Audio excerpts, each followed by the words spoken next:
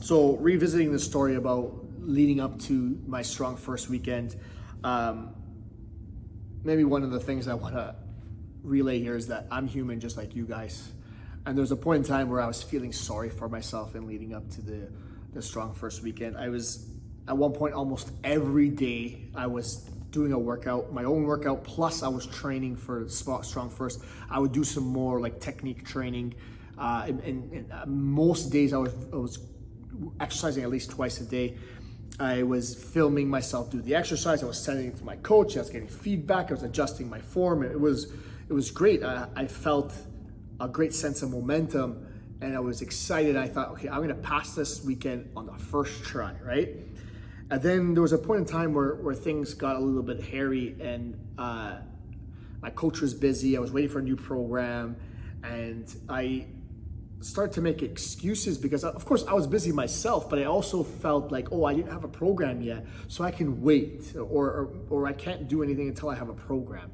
And this is something I talk to my clients about often. It's like, no, like you can still do something. You got to do what you can right now, right? So I was falling into that trap myself, and that's why I'm saying I'm human, right? And I was making excuses because, you know, I was getting late onto the day. I was getting a lot of clients coming back.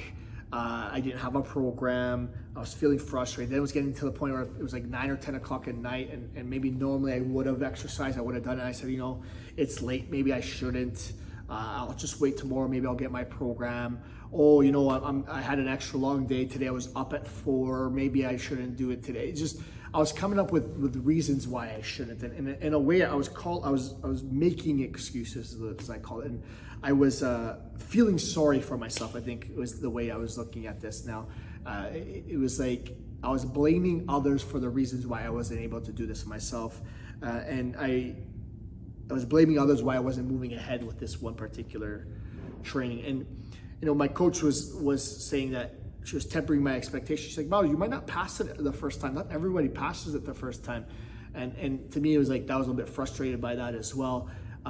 Because I felt like I could pass it if I was applying myself, right? But again, I was in this pattern of thinking, and I was catching myself think this, and this is what I want you to gain from this. I want you to start to catch yourself when you're making excuses, when you're blaming others for something not happening in your goals or in your results. And there's this pattern of thought where you maybe even start feeling sorry for yourself, all the things you have to deal with. And I have prime examples in some of the podcast episodes I recorded for the Insight Change podcast of people who have every reason why they can't or should not be able to succeed right now, and somehow they still do it.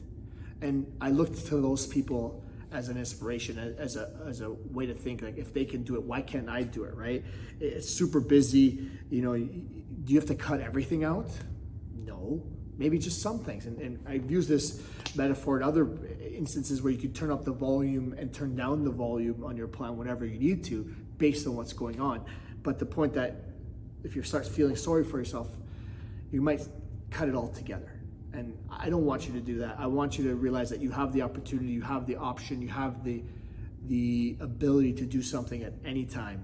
And it might not always be the best plan or all the plan or everything. Just do something. Do what you can with what you have, where you are. I say that all the time. I'm a broken record here, but again, it's okay to catch yourself feeling sorry for yourself, to catch yourself blaming others and being frustrated.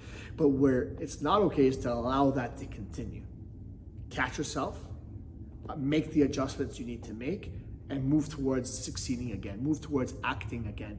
Because in the end, only you have any sort of control over the outcomes, because you're the one doing the actions. And people might be helping you, might be relying on them for certain things, but if you blame them, you're not taking responsibility. And again, stop feeling sorry for yourself in those moments. Catch yourself. It's okay to feel it, but it's how you react is important. So take those opportunities to make an adjustment. Luckily, I was able to make an adjustment and move into the weekend in a pretty strong position. But again, in the end, I'm human just as you guys are, and I understand what you guys are going through. I just want you to know that you can override that. You can make the changes mentally and physically to get back on track, even when you're feeling that way.